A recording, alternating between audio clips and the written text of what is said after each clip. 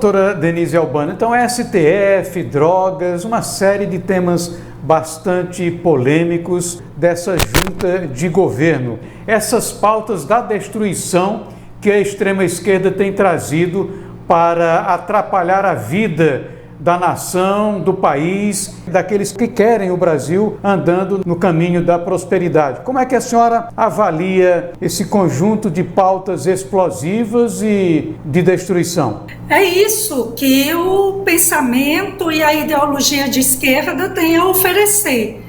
Constatamos claramente que essas chamadas pautas progressistas, na verdade eu prefiro chamar de destrutivas, elas têm um claro propósito de afetar a vida das pessoas, de comprometer as relações sociais, de impactar na vida familiar. Por isso a pauta da liberação das drogas, por isso a pauta do aborto, inclusive quando a criança já está em vias de nascer, como recentemente foi divulgada aí uma nota técnica do Ministério da Saúde que recuou diante de tamanha repercussão que causou, mas tivemos o ministro Barroso que claramente se apresenta por tendo uma visão de mundo progressista e até, como diz um grande pensador norte-americano, Thomas Sowell, daqueles que se julgam ungidos, verdadeiros faróis da humanidade, que sabe o que é melhor para a nossa vida, para a vida dos nossos filhos, da nossa família. A nossa lei de drogas, e eu falo isso da posição de quem há quase 20 anos ministra disciplinas que abordam exatamente a lei de drogas.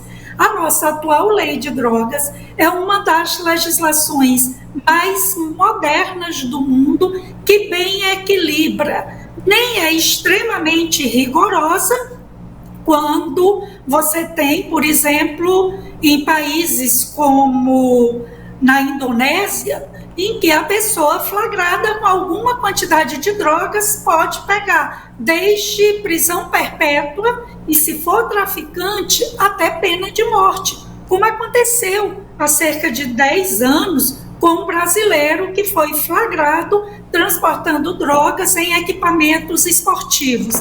Nenhuma legislação extremamente liberal, como, por exemplo, de alguns estados norte-americanos, como na Califórnia, como no Oregon e até mesmo num país pioneiro como foi a Holanda na Europa.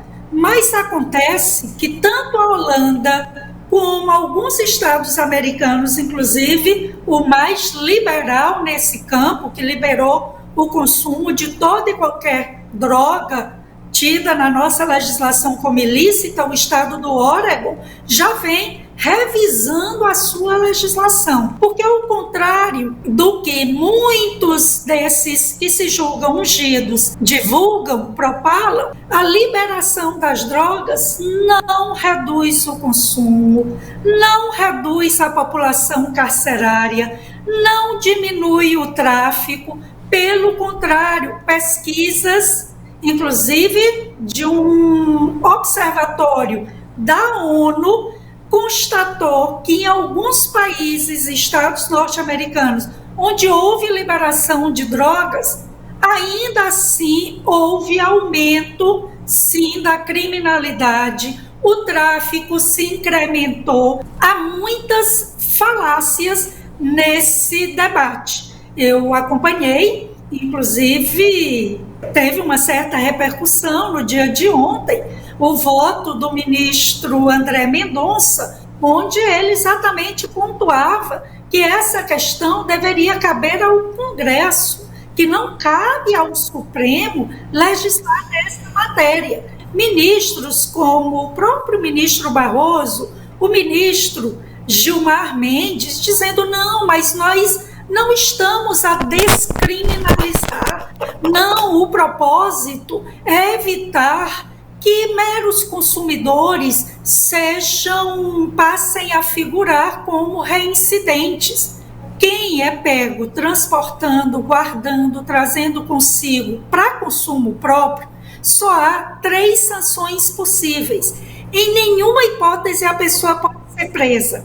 É uma advertência sobre os efeitos nocivos da droga perante juiz ou juíza do caso. É feito um chamamento, um alerta, advertência, a obrigação de participar de algum programa, cursos, palestras que alertem sobre os efeitos das drogas ou, dependendo aí da condição desse usuário, prestar serviços à comunidade, preferencialmente em locais destinados exatamente à recuperação, à orientação de consumidores, de usuários e dependentes químicos.